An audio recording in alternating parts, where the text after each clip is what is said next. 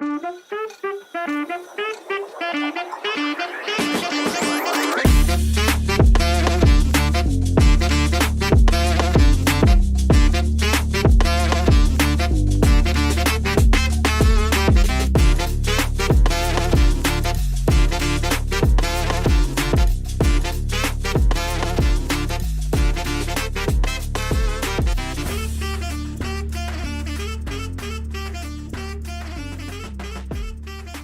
let's do it then. That's it. Over to you, Steve, All without right, further guys.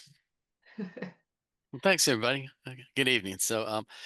Part of this lecture I presented to you guys during your program, updated a little bit, tweaked a little bit, add a little couple other things in there. So some of it's going to be a review. Hopefully, it's a good review, and hopefully you've been maybe engaged at some of the plant clinics or Ask a Master Gardener programs. I don't know if anybody's doing that, but if you have, I hope you've got some positive experience there. It's I was telling the new class, it may be a little bit intimidating at first. You feel that you don't know as much as the advanced master gardeners, but often a lot of folks in there have a lot of gardening knowledge, but maybe often a specific area that they can add to the group. And as collective, the team works, I think, in a lot of the plant clinics works really well. They kind of lean on each other, asking questions, looking up resources. I know things have changed quite a bit the way we've done things. When I first came here, everything was done by books. So all the master gardeners brought a lot of books, a lot of references to the plant clinics. Some books I'm sure are still used, but a lot more is being utilized. Doing the internet, your phone, whatever you may have. So I'm going to get started here. If you guys have any questions along the way, feel free to ask. Stop me anytime. Joel, it's going to get recorded to the cloud, I think, and then I'll give it to Renew to post. Is that what we're going to do, Renew? Yep. All right, sounds good. So let's see. Let's get on down here. Let's see if I put it up there. All right, up there. All right. Oh, I got me. There we go. All right. I'm going to refer to the IPM newsletter. I think most of you know about the IPM newsletter. It comes out pretty much every Friday around 5 o'clock. If you don't, I'm going to show you the link. I encourage you to sign up for it. I'm going to refer to it a few times.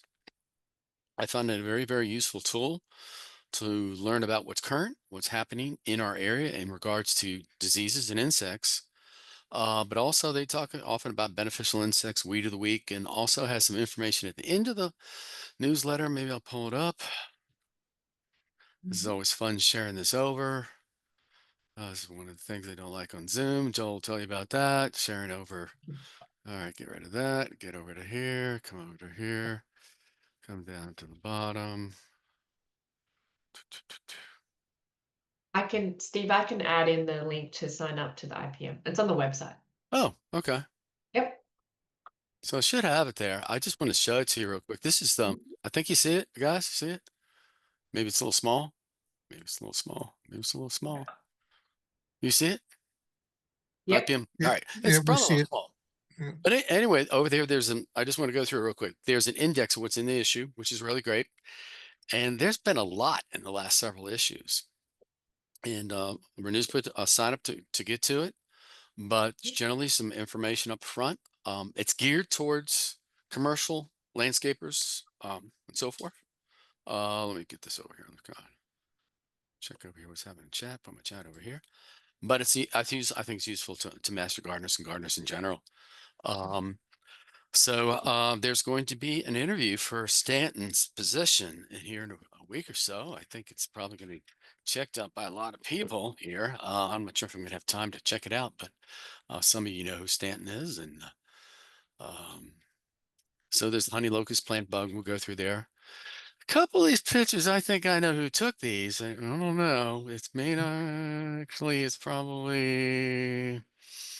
I don't know. But and then there's it's really good information. I just want to scroll to the very back down here at the bottom. See, there's a lot. There's a lot. Beneficial insects, right? Going on in there. Weed of the week. Chus Schuster's doing that. Sometimes Kelly Nichols. Going on down. It's down here that's these degree days. And so this is a useful tool if you're using to predict when pests are going to emerge. And how it works is basically they know basically when an insects will emerge after there's been so many what they call day degree units. And anyway, instead of you kind of calculating whatever, they're trying to find it that they're here, you might find a weather station or some other place gives you a little closer. So this is if you really, to be honest, if you're really getting into nitty gritty. But maybe there's one pest in particular. Maybe it's the dogwood borer, and you want to know when the dogwood borer is going to merge, so that you know when to maybe to do a treatment, chemical treatment to the bark, or maybe when to apply insect parasitic nematodes. It's a useful tool. So it is there, and kind of gives you degree days here in the throughout the state. Anyway, and upcoming meetings too. And speaking of which, down here on June 27th, there's going to be a pesticide certification conference at the Durwood office. It's going to be mostly for commercial landscapers, but it's open to the public. If you do have a pesticide applicator's license, a commercial one or maybe a private one, you can get your certification or recertified there. Kelly, I'm down with this. She is still doing it face to face. Jenny Rosengrantz is another person who works for the University of Maryland Extension. Jenny does hers online. To be honest, she gets a much bigger crew. But I think maybe Joel will agree with me. I think you get more out of it with the face to face, not just with the speaker, but also making those connections with those folks that are in the room, and you meet other people, and that. And I think that's a real important thing. So anyway, it's at the extension office. I think Kelly's gonna. You can contact me or whatever, but it is geared towards commercial folks. But if you are one that's very avid about learning to do diagnostic work and about what's kind of maybe new as far as pesticides or pest control measures or ways to mitigate fertilizer and nutrient runoff, it's very good for that. So people not only get their pesticide credits there, but they get their nutrient management credits there too. So anyway, it's a good group. So that's my little spiel for them. And then I'll circle back. Any questions, guys? Any on that? Anything on? Thought I'd give a little shout out to them. So I know that Procrastinators Conference is not as big as some of the other conferences, but it is a good conference. Right. So going back. I think I'm back. Yeah. All right. So this kind of a little bit of review from last time. The diagnostic process. All right. You can receive and collect a sample. For me, at the extension office, things are brought in. Sometimes things are mailed in. We've moved the drop-off station at the extension office. It used to be down right outside, close to my office by the ballot room. It's now moved upstairs. And that's kind of nice. People don't have to trek all the way downstairs. And there's a little sample place to drop off your samples and put forms there. That's maybe good to know that if you have something and you say, I don't know what it is, but you could bring the sample to the extension office, and the drop-up center's right there.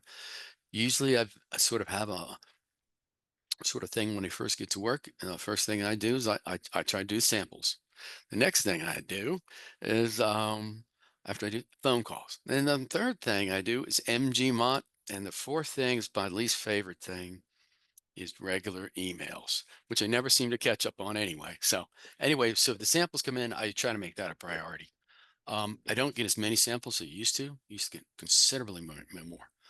And that has to do with both I think with the knowledge of folks in general, but also, of course, with the internet, all these different references and phones and things like that. But we still get them. So when we collect the samples, if you collect them, um, you should put them in. And let me go up here. Put them in a bag. Don't put a lot of water in the bag. Take the bag and maybe put water in and hang it out. That's all the water you need in there. You can actually put a paper towel. You can put aluminum foil around it. Sometimes like that. Um, but it's probably better to keep it on the dry side than the wet side, because the time I see it, even if it's 24, 48 hours from the time you collect it, and it's been in your car all day, gets to me and I get it the next day, it will turn into what I call sample soup. And it'll be ooey gooey and I can't tell what it is. Or so the other thing I'd like for you to do is, if people do, is if they don't send in a sample that's completely dead, send something that's both living and healthy tissue on it. And so in that transition stage, particularly things like with turf and things like that, all I can really tell you, it's dead.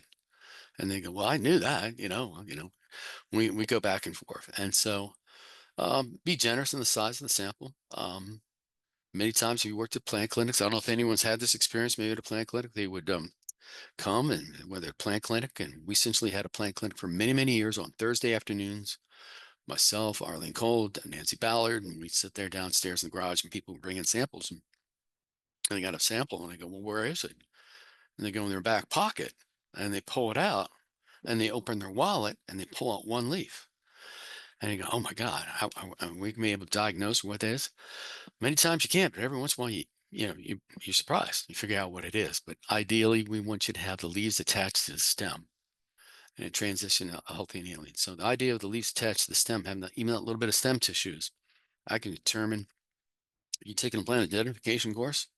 You want to make sure the sample that you're looking at is what they say it is. It usually is, but every once in a while, it's not. So you want to verify that. So having the leaves attached to the stem, you can double check to make sure that is. So one of the most commonly misidentified plants that are brought into the extension office is Japanese holly and a boxwood. I mean, more often than not, they say it's a boxwood. In fact, it's Japanese holly. So it makes a difference from diagnostic work. So one has opposite leaves. All hollies have alternate leaves. Boxwoods have opposite leaves. So having leaves attached, real important. You can take pictures. I often encourage them to do that. You know, bring a physical sample in, send in pictures. Sometimes they send in pictures. Sometimes they have a sample. We do have a new plant pathologist down in Maryland. I have forgotten her name. As far as yet, I haven't sent anything down to her. Karen Rain retired, last year I guess over a year ago.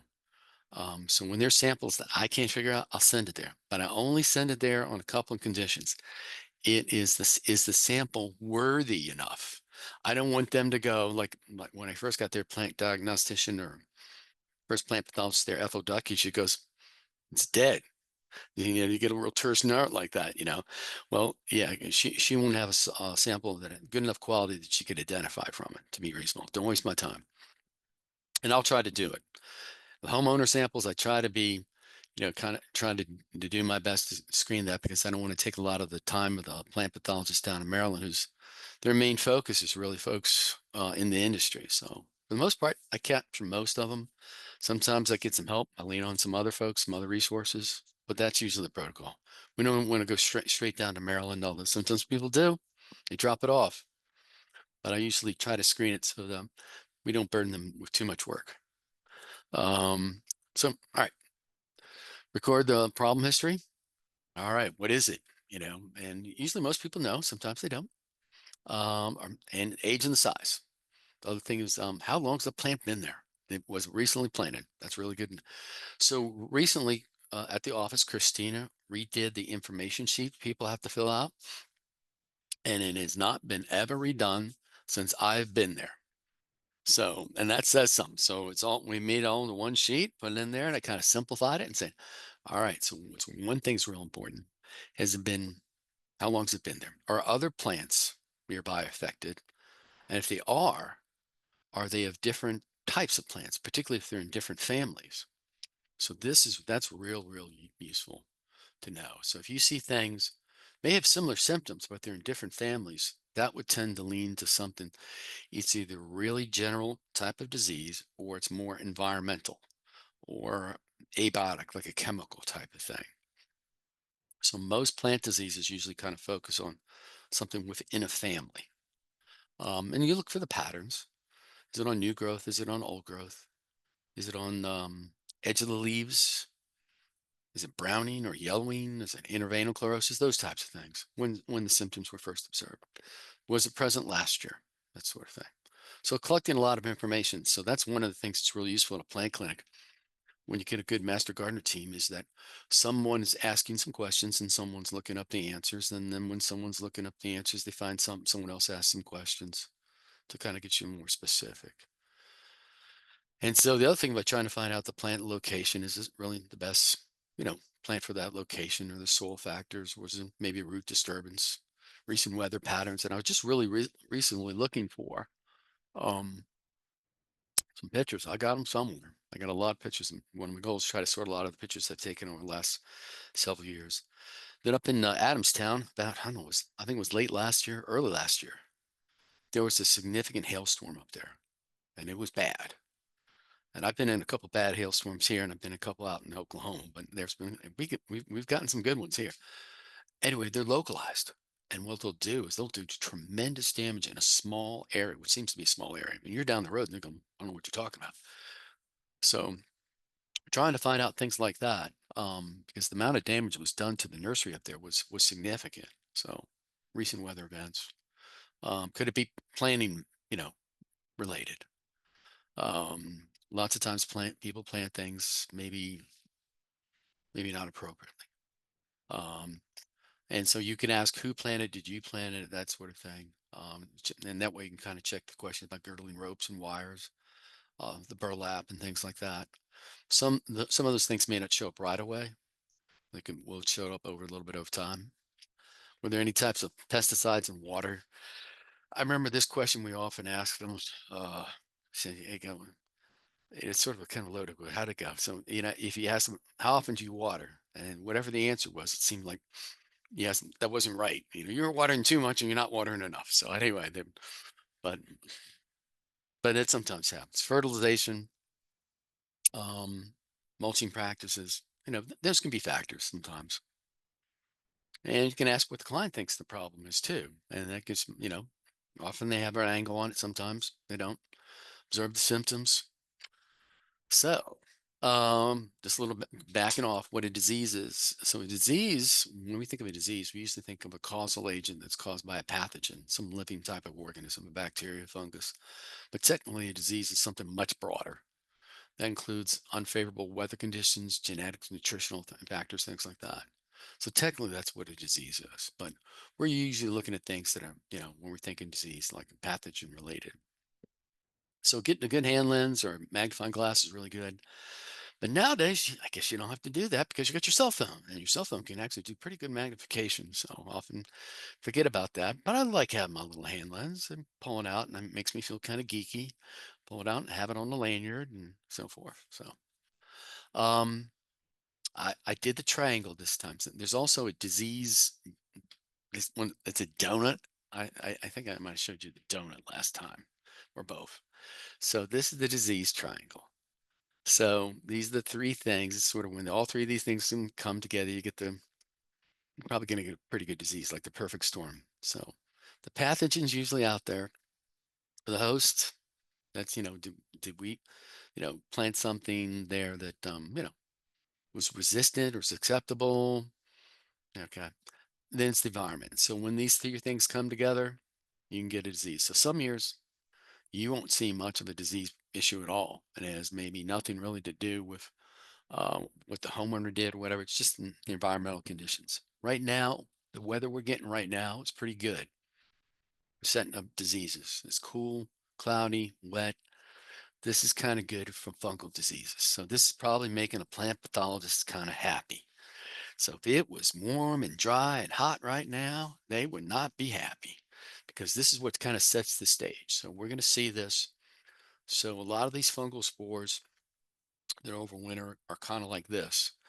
They need specific conditions to criteria to meet before they essentially germinate. But once they start to grow, they'll make additional spores.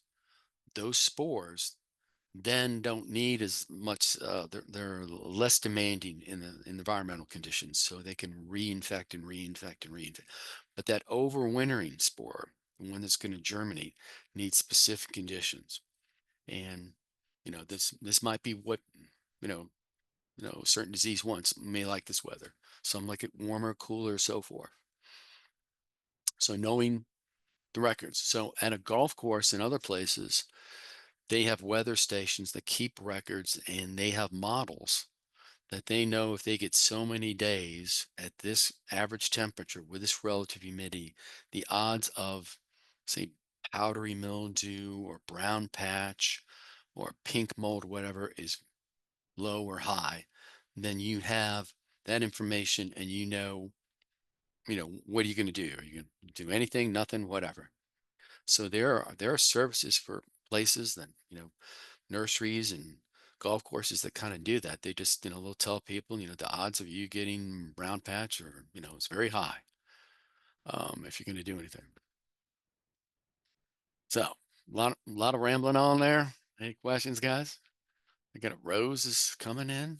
Um, so just a review, symptom and sign. I sometimes get them confused. I'm not sure, but it's basically sign that is the direct causal agent. So you see the insect, you see the mycelium, but also for insects, it could be their frass, their waste, their cast skins, the packing material. Sometimes the packing material, when they tunnel underneath the bark of a tree, there might be frass in there, but there might be sawdust or something. That's considered a sign. So when you get a spot or yellowing or wilting, those are symptoms.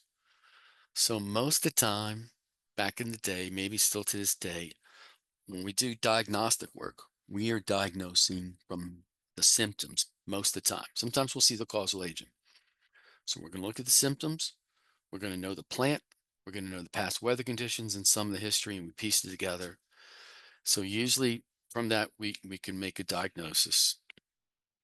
It may not be certain. So usually I kind of be cautious and say the symptoms are consistent with this or this, or the symptoms are consistent with a fungal leaf spot. Possibly, I think the one I think is most likely, but there's since like on this plant leucothwy, there's several species of leaf spot that get on it that are fungal. Which one it is, I'm not sure, but probably is a fungal leaf spot. So, um, but the cultural conditions and the management conditions are pretty much the same for most fungal leaf spots. So it is important to know that it's fungal, maybe bacterial, but after that, it's probably the way you're going to treat them are going to probably be pretty similar. So yeah, so if you get leukothwy, some leukothwies will get really hit really hard, others not so much. So this is mycelium. You see this on your lawn sometimes early in the morning. Once it gets hot and dry, probably around 9 o'clock, it's gone. Sometimes people confuse it with spider webs.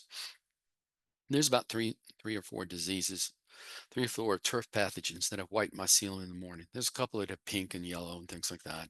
Well, I mean, not yellow, pink. And but if you see this, then you've narrowed it down. If you can actually look at that under a microscope, or even with a really good, probably cell phone camera, you might be able to figure out what it is. So one of the tricks I learned is that, well, if it sits in the sun, it's going to dry up. If you cut it and you put it in like a jar or like a little aquarium and it's real tight, keep it out in the direct ray of the sun, those mycelium will stick around since maybe the time you get it inside, look it up into a microscope or bring it to someone who can do the diagnostics and look at it. And that way you know. So for a lot of these diseases, I know turf's not probably the biggest thing for a lot of people, but on a golf course, it makes a big deal to make sure that if you do apply a fungicide, you apply the appropriate one. There's 2 or 3 different species that will do this white mycelium, and the fungicides don't work equally in all 3. So knowing which disease you have, and that helps with the weather conditions and knowing the type of grass you have, you can make an accurate diagnosis what that is. Um, so yeah, sometimes, Can I yeah, ask you, can I ask a question? So sure, Joel. I've been doing a lot of plant clinics. So at this time of year, and guys jump in if I'm off here, but we get a lot of questions about house plants or Oh, bringing plants that they've had out in the patio. They brought in over winter. Now they mhm. have spider mites, and now they're bringing them Yeah, out. yeah. Or the other day, I had a Uh-huh. person bring me a dead orchid black and the second one black. And as you said, I went, Oh, well, they're dead. It's yeah. my only suggestion is have a glass of wine, go buy another one if you want to. There's nothing I could, it's dead. I can't really tell you. But Yeah. I wanted, Mhm. so this time of year, we're getting a lot of houseplant questions, Okay. root bound, it's pot bound, stuff like that. I'm just Mhm. wondering any insight. I'm assuming that's not the kind of stuff we'd send to an agent or bother No, people no, with. probably not. Probably not, Joel. But here's a few things about houseplants. So in houseplant, when you look at this little chart here, it's showing some about leaf spots and things like that. Remember inside a house, the relative humidity is low. So the idea of having any kind of leaf spot, powdery mildew, downy mildew is pretty low. There's only a handful of insects, including, mites are not insects, we'll throw them in there. There's about 5 or 6. So most of the time, what's going to happen in there, it's going to be related to the root environment, or it's going to be abiotic. And so one of these situations is a common one is they have the plant, it looks really good, then it's not. So they had the plant for years, and often, not always, is they moved it. As a result of them moving, there's something that when they made that move, maybe there's too much light, there's a draft or something that has caused this plant to, change in there. Drainage is a big one, and happens to me. The greenhouse, you assume that the drainage holes in all your containers that you purchase. Sometimes they're not, or they get clogged up. They're just not working.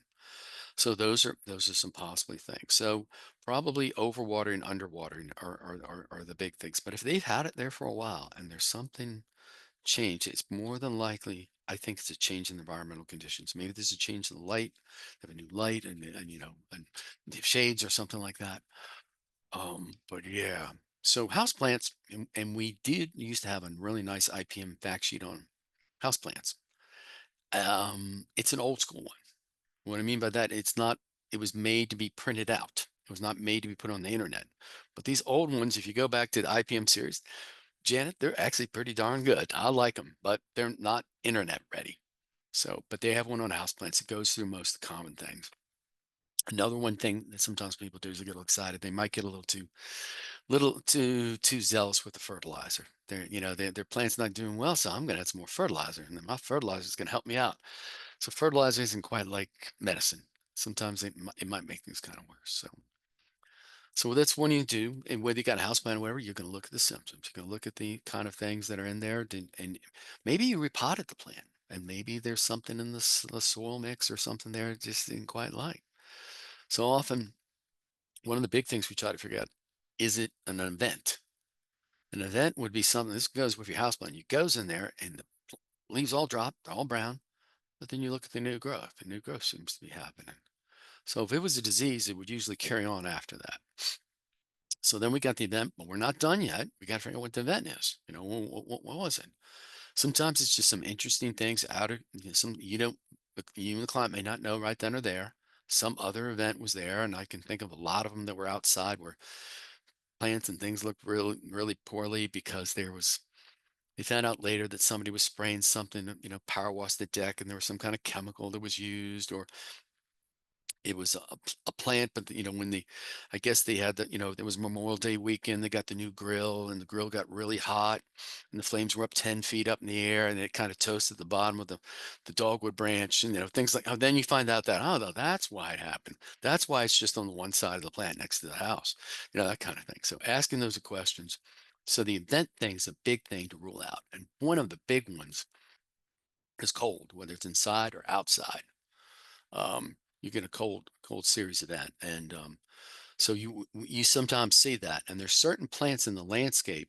Many of them, some are native, but a lot of them are not native. They get damaged every kind of year. And cat sur is usually one, gets a little bit of damage every year from cold injury. Outgrows it. This is some silver bell, and there's some big leaf magnolia, sort of similar picture in this other class. You're going, why are you all yellow and you're not over here? I see a little over here. That's where we got to start looking. We got to start looking at the base of the plant around the root zone. Maybe it's a nutritional thing. So I put the old barrel in here, the Liebig theory in here. You got to figure out maybe there's an issue. There's not enough of something, or maybe too much of something. And you got to zero in to kind of figure out what that is. So is this a case where there's too much of a nutrient, not enough? Is it a drainage issue? So the problem, if it was brought to me, and it doesn't sound like we're elucidating things too much. You got a root problem. And I go, "What's the problem?" I know I have a root problem. What kind of root problem do I have? So one of the things you might have to do is beyond the inspection, looking for exit holes, girdling ropes and wires, and find out I was recently transplanted, because that's when root rots usually show up. The first few years you have them. Okay. They usually don't show up later unless there's been some change to the drainage pattern. Okay. They're going to show up right up front. So you're going to get what? Soil test. So I'm going to talk about a couple soil tests in here.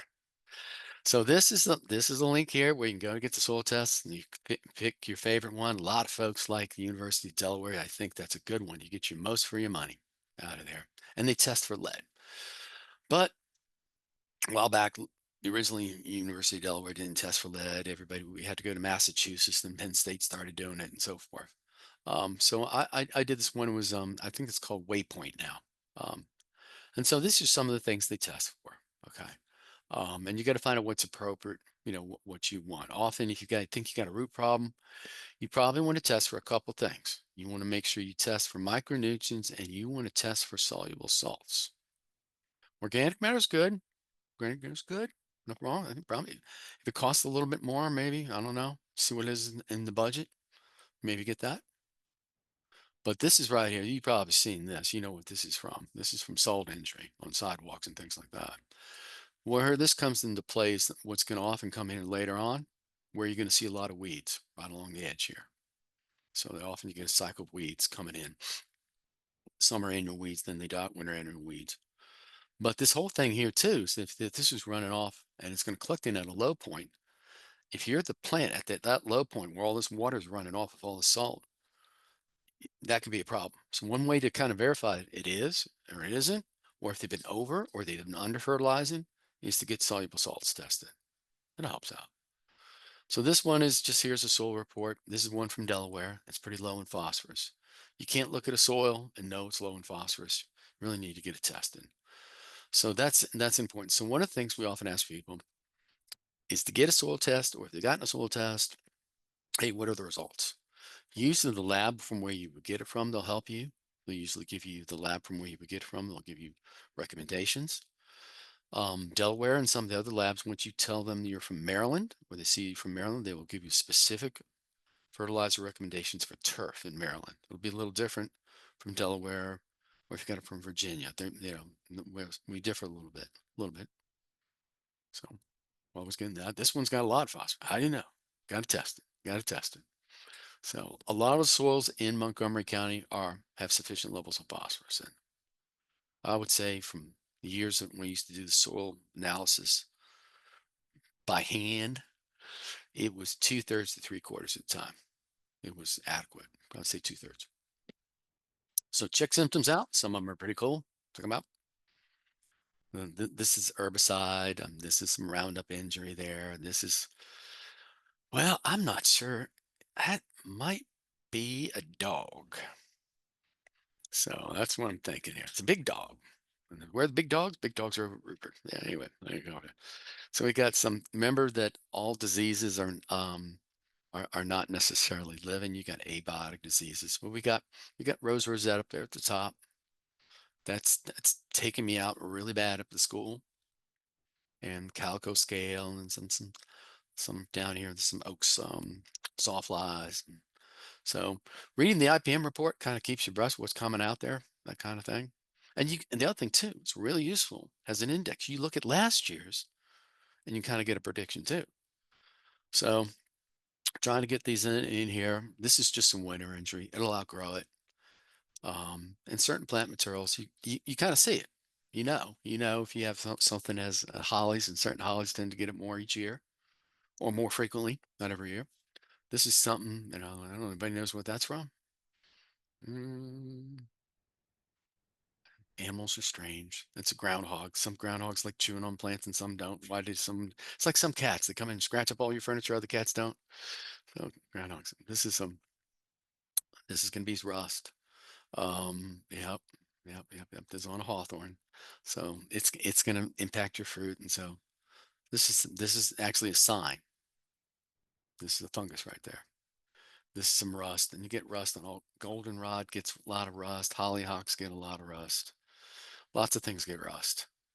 There's turf grasses that get rust and so forth. But the chemicals and the control procedures for controlling rust are similar across the board. A lot of rust has alternating hosts, like cedar apple rust. You need to be on a cedar and then it gets onto an apple. This is some symptoms on a peony. So if you got your plant material, you got your symptoms, you look it up. I don't know. Does anybody know what this one is? You probably know what this is. You've probably seen this. Oh, well, I told you up the top. Uncle Leaf Spot. There you go. This is more symptoms. These are some cankers. What caused it? It's usually stress related. This is some chemical injury right there, right near the ground, some symptoms. And this is this is a big perennial canker. This is a disease. believe it or not, this is honey locust. I think this honey locust is going to make it. Going to make it because honey locusts are tough. They're tough trees. Now, it'll be inherently has a weak spot there. I would worry about it. If I had other options in there, I would go for that. But if that was at home, I wouldn't necessarily get the saw and cut it out and say it's a goner. Not yet. So I'll keep moving along. When you get online, there's lots of references out there. We want to make sure we use things that are unbiased, research-based information. We always want to follow University of Maryland recommendations first, then go to maybe other governmental institutions like Penn State or USDA or U.S. Forest Service, which have that. So there's all kinds of things out there. Home and Garden Information Center, constantly adding things, updating things. Every time I go on, there's something new. So it's one of those days you got a rainy day and it's kind of cold and you got nothing to do. Go check out the Home and Garden Information website. You'll probably see something new up there. Montgomery County Department of Environment Protection has a lot of good information too. Rainscapes programs and things like that. It gives you all kinds of good information. So it's not just all the University of Maryland, but there's other places too. We don't want to do home remedies. We're usually most master gardeners are pretty good at that. Sometimes we get sucked into talking about that. Things like things like adding with deer repellent, all kinds of things, egg whites, and then what was it? They would Tabasco sauce in there, then they would put this in there. And there's this gentleman, nobody probably remembers him. It was Jack Eden. Jack Eden was a character. Jack Eden, he was on WTOP. He would say, "Yeah, you get some egg whites. Yeah, all right, Jack, that makes sense." Then he says, "Tabasco sauce. Yeah, yeah, yeah. But the tobacco spit, really?" And then the other one, he goes, "Human urine." That's, oh man, this is getting too much. So anyway, he'd have some other ones. He had some of the better ones where if you want to mow your lawn high, put duct tape on the wheels of your lawnmower to make it higher. And I go, oh, man, Jack, you're gonna get a lawsuit. So, and all the answers were found at Rosen Hardware. So anyway, this is the IPM alert. I showed you that. This is a great reference book. You can buy it online. I think John Davidson, he is like the national, one of the world experts on scale insects. Mike Rout, of course, many Mike. Um, they put this publication out. It's a great reference book. You don't necessarily have to be using it for the pesticides. There's good information about that. It tells you kind of what kind of pests on what kind of plants at what time of year. It tells you what to look for. It tells you the life cycle. It's a really good book. That one I still use. It's a book and I still use it. Bunch of good websites there. I think I've shown them to you. One of my favorites is North Carolina State. The North Carolina State Plant Toolbox is right there at the top.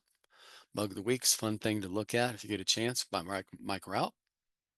Virginia Tech has really good turf, but actually for turf, if you're into turf, it's North Carolina State. North Carolina State's they're rocking it.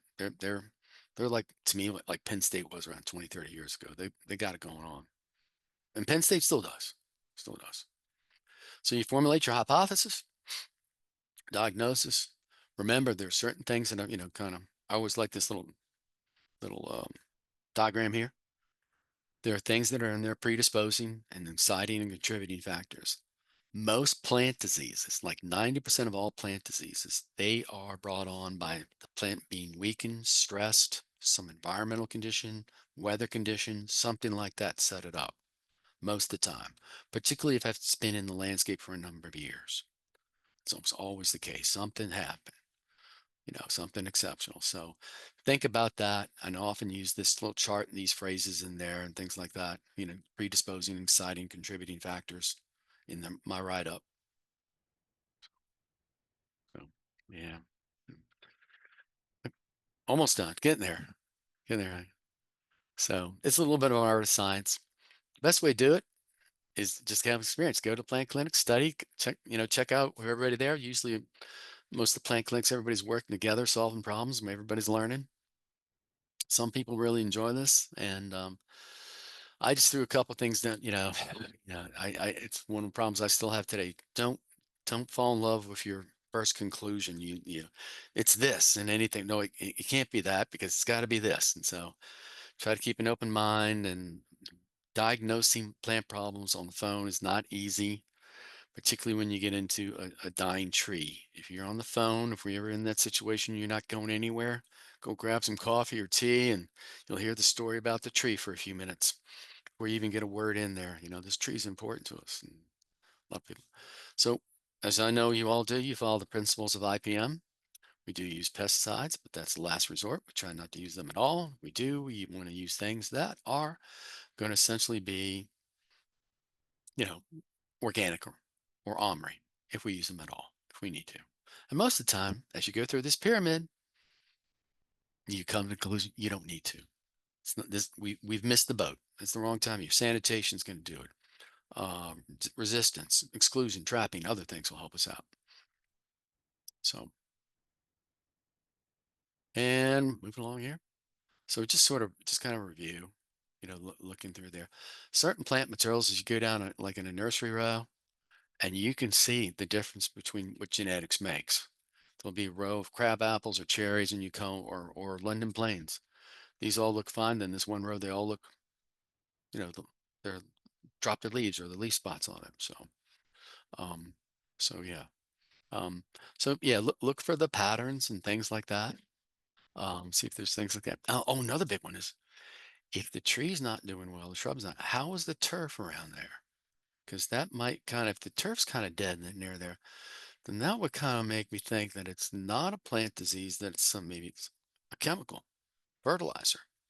Sometimes when they think chemical, they think of pesticides, you know, and they couldn't be their fertilizer. Sometimes we get a little carried away with the fertilizer every now and then. So there's our mission statement. I know Renewal and Joel and Linda, you know, reinforce this. This is our goal, to dedicate and educate the residents about safe and effective use of sustainable horticulture practices. So we want to use things that are research-based, unbiased. That's our focus. So we've got a little quiz time here. So here we go. I got about 4 or 5 things on here, guys. Here we go.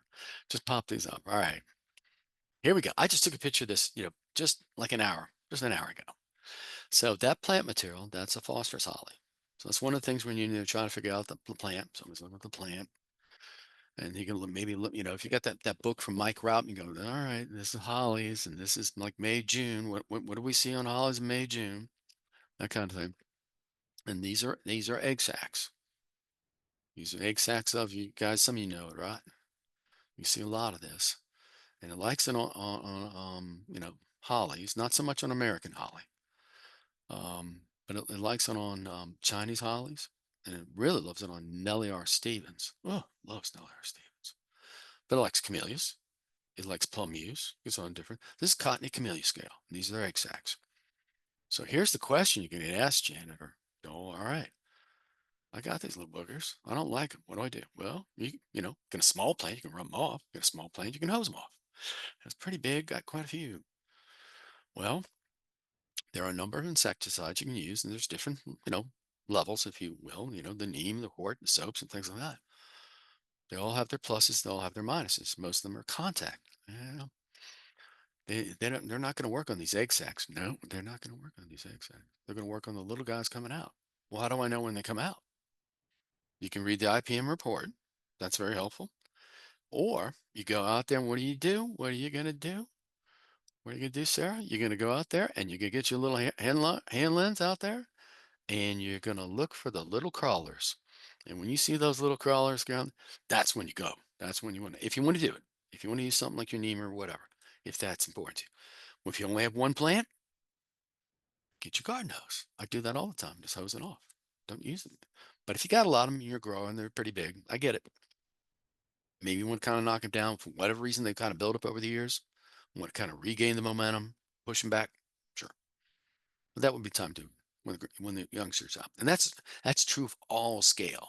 When are the crawlers out? Some have 1 generation a year. Some have 2. Some have 3. Some have overlapping generations a year. That was one of the good things about the IPM. Tell you, hey, 2nd generation's out, 3rd generation's out. This is what you need to do. There's also growth regulators that are very focused on that group of scale insects that work pretty good on those too, if you have to really step it up. But for most of the time, your soaps, your oil, your neem, if you get it to where they are and they're on the underside of the leaves, spraying it over the top isn't going to wave it around. You might as well just, you know, go back inside, have another beverage. You know, you're not doing anything. You got to get them where they are. So that means you got to push the branch back. Don't like that. So use whatever you like. Some people love their neem. Some people love the soap. Some people love the oil. This is a cool kind of guy right here. I think I might have put it up here. This is what's underside the leaves. This is what the surprise is. So when you get this, you got Roberta, you got to go, hey, let me in here. I'm gonna take this leaf. I'm gonna look at it on the side, and everyone looks. Wow, you knew that they were there. And they go, and you're gonna see. It's gonna be like a festival. It's a carnival there. There's aphids there. There's things that feed on the aphids. There's things that are feeding on the things that are feeding on the aphids. There's winged aphids and, cast skins and all kinds of stuff in there. Is it really bad to the plant? This is on an elm. It's a woolly aphid. No, no, not really. Sometimes it's a little disconcerting if you have a relatively small tree and number of the shoots are on there. The time you see it at this point, not much you could do. You've been mugged, Rose. You've been mugged. It's you just got to get over it. But you can hose them off, make you feel good. You hose them off, yeah. But if you want to get on it early, you have to get them on early.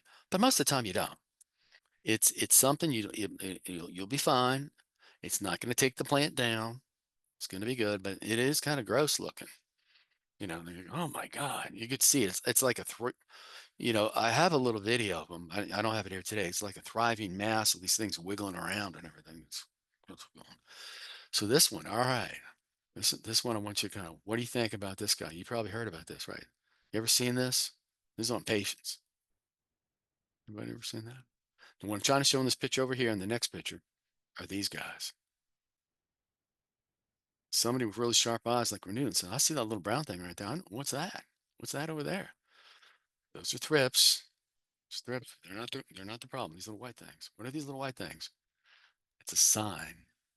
It's the fungus. Now, here we got a note. What do we got to note? Is it on the top of the leaf? On the bottom leaf? Roberta says, it's on the bottom of the leaf. Okay, what kind of fungus leaves white mycelium on the bottom of an impatient leaf?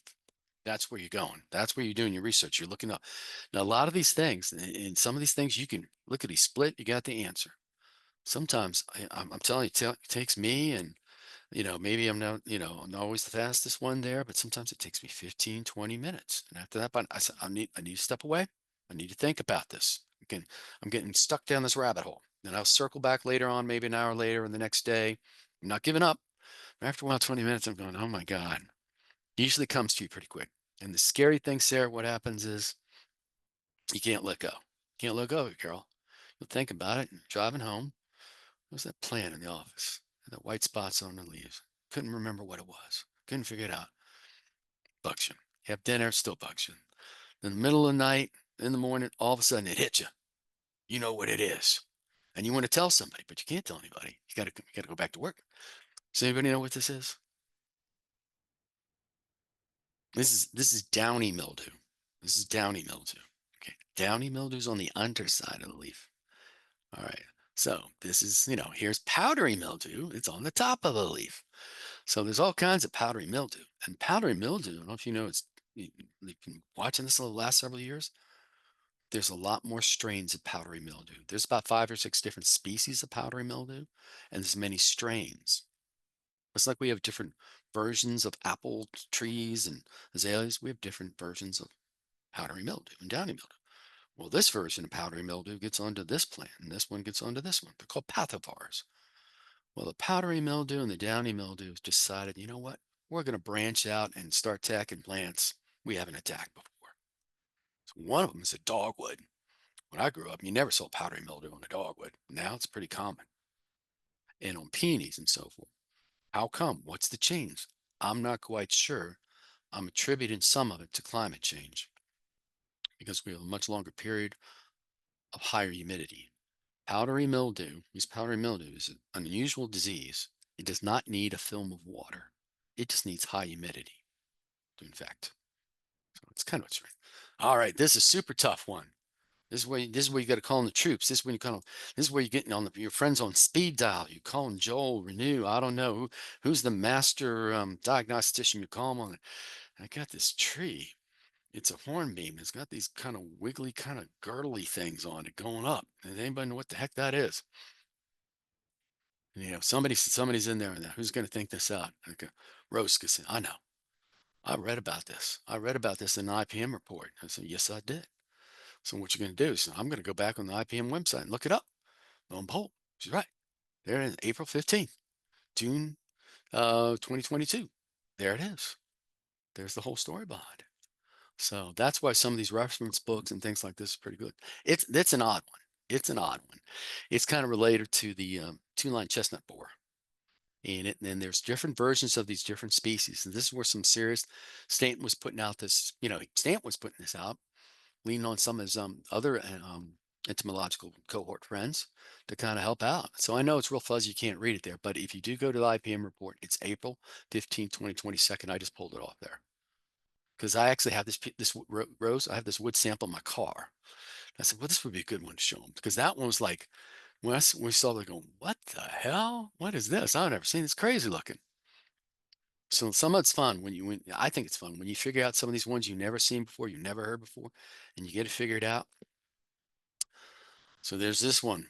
This is my yard. It's my yard. I don't know if you guys see anything. What's missing? What's missing? The roots. Yeah, yeah. Where'd all those roots go? A lot of them. They're gone. Here's a little dwarf nandina, I think not firepower, like Woods End. Where did the roots go? Yeah, that's where it is. These are voles. I got serious problems. So here's my little that's my old cat. This is the stray cat from the neighborhood where we adopted. We only had a half a set of teeth. Because I think she broke them all eating these guys. So I got another one. So did you get it? I'll go to the next one. Hold on. Got one more picture here, Joel. I could do. Here we go.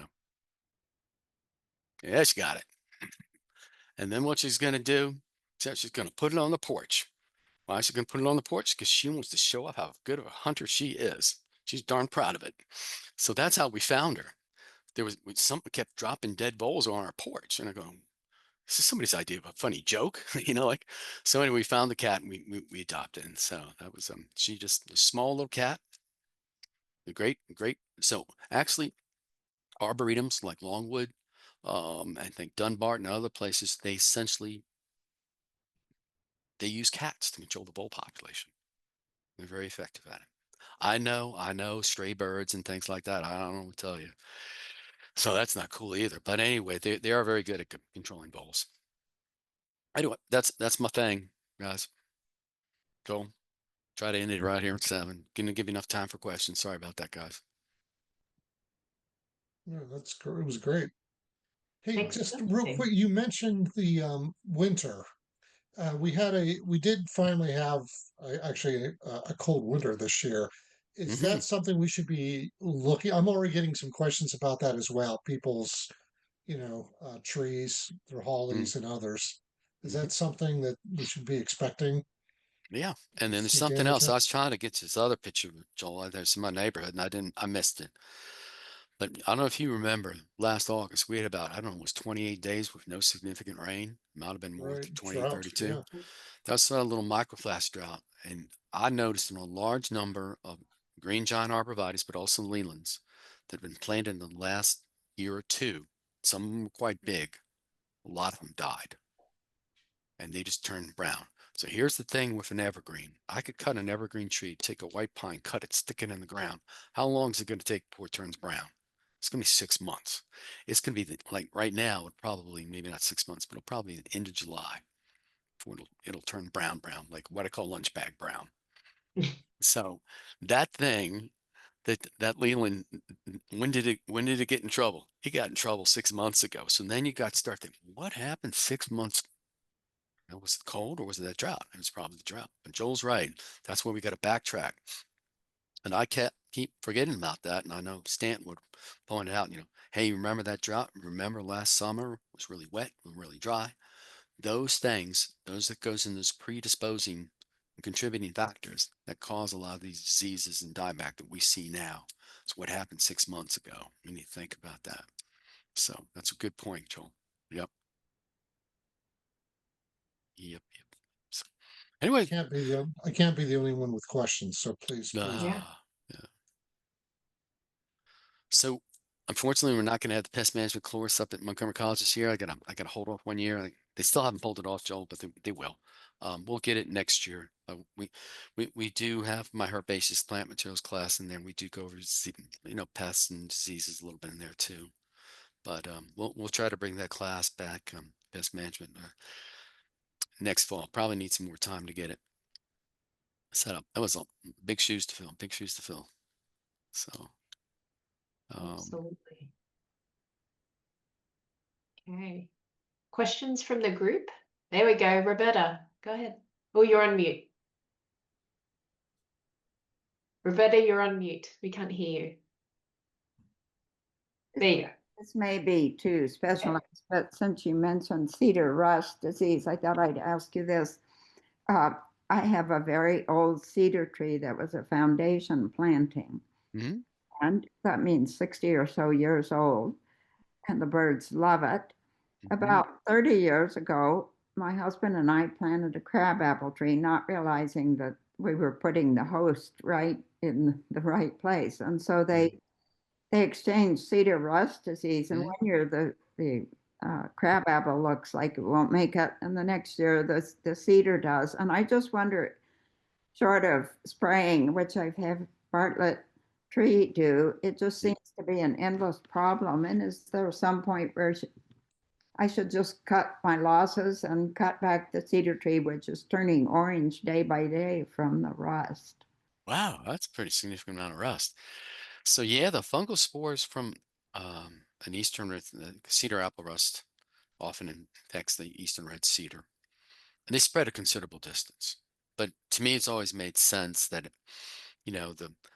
it's just the amount of spores that you'll get if you're right next to a cedar tree versus 100 feet or 200 feet. But they will spread considerable distance, so it is entirely possible you can remove the cedar and still there for a period of time, may not probably as bad. You still could get cedar apple rust. So if you know, I don't know, was it a crab apple you said you had, or an apple, or do you know if it Crabapple, yes. crab? So yeah, if you know it's more disease resistant, then maybe that would be. If you don't know, or if you find that it isn't, then I might go that direction. That's where I go. Because genetics makes a huge difference. I mean, if you got it resistant, but if I did, I wouldn't keep the two side by side. Although it's very true, you can hear them half a mile, even more. Spores will spread. There's eastern red cedars all over the place around here, but just stands to me that if you're close to it, and then you'll see certain eastern red cedars get same thing. They will get lots of galls every year. The other two next to it, not as much. You got the same thing going on there too. So if you had 3 eastern red cedars and one had galls on a lot, then you get rid of that one. It's kind of a tough thing to do. I'm getting rid of you because you're not meeting up to my expectations. I told Joel I'm a little bit of a plant snob. You're not cutting. You're not making the grade. I'm going to replace you, and that gives me a good reason to go to the garden center next weekend. So, but yeah, that's what I'm going to do. But yeah, that's a tough one. But there are crab apples that are very resistant, and most I think of our garden centers here in Montgomery County that will focus on that. I think people like Stadler's and American Plant, and probably those two, I'm pretty sure that whatever they sell is going to be disease resistant for our area. I'm I'm sure, not. I'm sure that's true now, but probably 30 years ago, either we didn't know the difference or there were not crabapple trees that were resistant to this. Yeah, the other things, these fungi, they change over time. They will change genetically. Things just sort of like things that were resistant aren't as resistant as much. Yeah, and then we are also having longer periods of warmer, high humidity, which are affecting leaf spots and needle casts, and we're seeing diseases that really bad. And it's not all equal. Eastern red cedars will get rust really bad sometimes, but not all the time. Some of them do, and some of them don't. Yeah, you'll notice it. This one's got it really bad. That maybe get rid of that one. It's so yeah, it's tough. Yeah, it's tough. So sanitation is one of the things that's part of the IPM process. It's down there early on. Yeah. So Thank- sure. Thanks. Great question, Roberta. I see, Nancy, you have your hand up as well. Thanks so much. Oh, First of all, thank you so much, Reno and Stephen. Thank you so much for doing this. This is just really really helpful. I mean, on the rust question, I wanted to just clarify if it's my understanding was that rust really won't kill the tree. I asked because I have new Washington hawthorns right next to serviceberries, and I also have a juniper and a cedar and some roses, and then Rosa Carolina. They're all kind of mixed. Mhm. So, and I know that the Washington hawthorn, they're Mhm. probably 15 feet tall now, Mhm. and they have like little gnarly points that look like Mhm. little black ends on them, and Mhm. I know that, you know, I don't know, maybe they're, I just have been kind of letting it be, Mhm. but Mm. Yep. The Washington hawthorn's supposed to be a little bit more resistant than some of the other hawthorns, and but mm, yeah, a lot of it comes down to it's your threshold of aesthetics. So and I'll see this with service berries. Some service berries are just mhm, they just look pretty bad. And mhm, others don't look as bad. So mhm, it's just like some of us are more so um that's where the aesthetics kind of comes in. And like you said, mhm, there's a little of it there, 10-20% of the branches get it from a distance from what sit on my porch. I can't even tell. Yeah, fine. mhm, But sometimes you'll see some that are just like they're pounded. Every fruit seems to be, gotten attacked by a quince rust that gets on it. So it's quince rust that gets on the hawthorn and not the hawthorn rust. So when you get onto your uh, eastern red cedar, usually there's two rusts on there, and it's the second one you don't see as much. It's on the stem, and it's not as bad, but that's the one that causes the problems on the mhm, hawthorn. And so the eastern red cedar, for the most part, goes through it pretty well. It may not look as sporty as you like, but sometimes some of the hawthorn, but it's variable. That's where it's kind of the genetics comes in, and good air mhm, circulation is a good thing. We don't, I do that. We pack too many plants into our yard and garden. They look great when you first plant them, but then those damn plants, what do? They grow. They're all pushed together, and now you don't have a good as airflow. So you might see more diseases. So taking some of them out to increase the amount of air circulation and sunlight in there, I think that'll help. Sanitation, that's huge for diseases.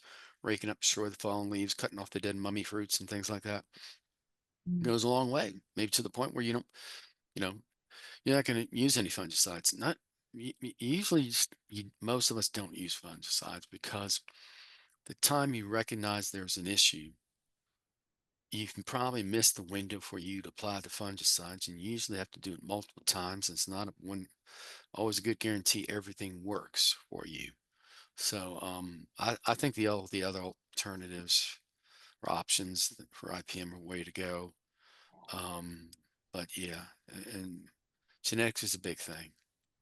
So mhm. yeah, but Could I ask another question if sure. there's time, if you don't mind? Because you mentioned you've talked a little bit about trees and damage, and sometimes, and you mentioned that sometimes something can happen and it can, the damage won't show up for 6 months. Yeah. And I'm just curious. About a week ago, I had, this is very hard for me to say, but I had some contractors to the house, and they said they were experts with trees, and um, they were supposed to like just kind of like, you know, it rained 2 inches right that day before, so they were supposed to like just kind of weed some violets and, you know, some things out, and they only wanted to work within the drip line. Long story is I went out and I was like, oh my gosh, they're using like a spade to dig in the drip line of my trees. And and these are all trees that I planted, like 21 trees in the past couple of years. And some of them are like 15 feet tall because they were already tall, and some of them are, you know, 10 feet tall. But Mhm. regardless, they, you know, I was like, what are you doing? You know, they did stop, but that was already there for a couple hours. They had left like roots like just exposed on the ground. Oh. And so basically, I'm just wondering, I know that you're not an arborist, but you know so much.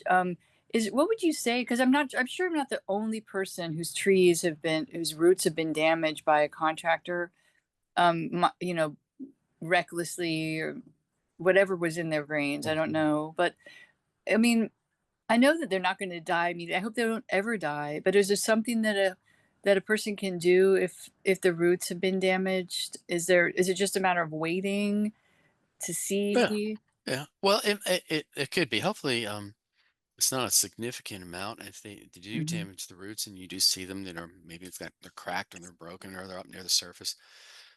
If it's exposed, I would just cut it, give it a good clean cut, and this um you're probably gonna be okay. It's probably a lot of it maybe aesthetics.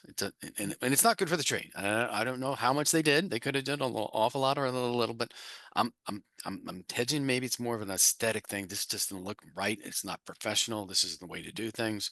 Yeah, yeah, that sounds right. But is it to the point where it caused damage and detriment? I don't know. There will be a delay factor to find that in. But one of the issues sometimes we have is when we have a lot of mulch Mhm. over time the roots will grow into the mulch. So then people say, well, I got crazy with the mulch. I could put 12 inches of mulch down here, and I'm going to knock it down to 2 or 3. And then when they pull it back, there's a lot of roots exposed. So you clip those roots. You feel kind of bad about it. It's just sort of like when you get that little tomato plant. It's in that little pot, and all these roots are outside the bottom, and you try to tease them through the hole. And you got 12 of them. Maybe you do it for the first one. You say, I saved you, little roots. I pushed you out there with my pencil point. And after the third or fourth one, forget this, or I just rip them off and you stick them in there. Is it the best for the plant? No. Should it happen? No. But it'll probably work it out if we keep an eye on it. So the big thing is later on, and we'll forget about this, or I will forget about this. Those hot, dry periods like we had last year, where it's really dry, and it's when now you got to go water. The plants. It sounds weird. The plants you Mhm. really should think about watering Mhm. the most are the ones you have your greatest investment in, and those are Mhm. your trees. Because Mhm. to replace those guys, it's just going to take too long. It's too effort. I know we're worried about our annuals.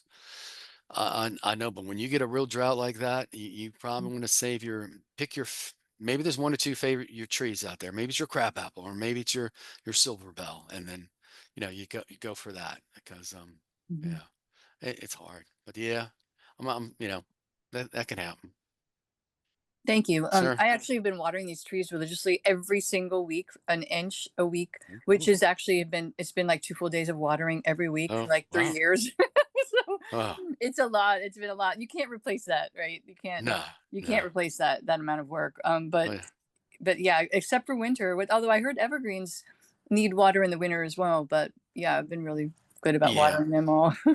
I think that's what happened last year is that there was significant root damage to those plants, and as they went through the winter being an Mm, evergreen, because there was a lot of dieback. I don't know if you saw it. I saw it on. I'm trying to think of that road over there. It's Foxhall Road, on the way to Georgetown. Sitting at mm, the stoplights, and I'm looking. A lot of people have these privacy trees and these privacy arborvitaes, and then they didn't buy just little ones. They bought big ones because they have big. I'm putting a big one in there. I'm watching them tank out. I go, wow. And, so anyway, it happened. I think that micro drought did it, and some of them have been there a year or two. mm, So it's just it mm, sometimes takes a little longer particularly for a larger tree. And there's a larger adjustment period for it to reestablish its root to shoot mm, ratio. So mhm, you got to keep after them, like Nancy, mhm, particularly the larger they are, the mhm. longer you have to mind it. Anyway, I Yeah, don't the want. arborist said 3 years. Every I, week, 1 inch for 3 years. I'm down with that. I'm down with that. I'm down with that. Yeah, Yeah. yeah, That's dedication yeah. for It is. sure. Yeah. Yeah. Well, we're way over time, but really appreciate, Steve, your Yeah. time and sharing all of your wisdom in this very special topic dear to Master Gardener's heart. So really Okay. appreciate it. Sure. I'm sure if there are more questions, I know you're so generous. I'm sure an email or stopping by when you're at Durwood or at some Yeah. Yeah. event is always welcome. Yep. And that reminds me, there's also the picnic coming up in Yep. early Yep. June. So hope to see you all there. Yes. Come. Come. Uh, Come to the office. Come to the office. yep, Yeah. yep, come by. And also the offer stands for any of you who'd like to share any feedback, thoughts about how to pay things forward to the next incoming class, who I understand have just started. They just had their orientation sessions, I think, starting this week. Mm-hmm. We all appreciate that as Master Gardeners to be able to pay it forward to the incoming class. So So thank you very much. And I want to also give a special shout out to Joel, who I know has been an unwavering representative for you, and David, who is not on the call, but also co-chairs that special responsibility. So thank you again in front of this group. So why don't we wrap it up there? Thank you again. May your volunteering opportunities be more successful for you joining this call or catching the replay. Thank you. Thank Thanks you. again, everyone. Thanks, Have a Steve. good evening. Thanks, everybody. Bye. Good evening. Bye. Bye-bye. Thanks. Bye.